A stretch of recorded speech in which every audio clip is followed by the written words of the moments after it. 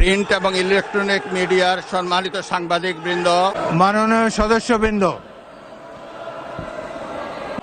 আপনারা এখানে কোনো খারাপ প্রেসিডেন্স উত্থাপন করবেন না। দয়া করে আপনাদের আসনে বসুন এবং মহামান্য রাষ্ট্রপতির ভাষণ শোনার জন্য অপেক্ষা করুন। আমি এখন মহামান্য রাষ্ট্রপতি জনাব মোহাম্মদ শাহাবুদ্দিনকে তার মূল্যবান ভাষণ প্রদানের জন্য অনুরোধ জানাচ্ছি। সম্মানিত সংসদ নেতা ও প্রধানমন্ত্রী, জনাব স্পিকার ও ডিপ্টি স্পিকার,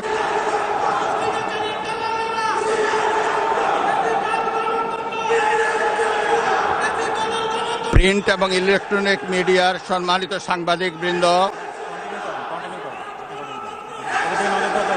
আপনাদের সবাইকে জানাই আন্তরিক অভিনন্দন ও শুভেচ্ছা।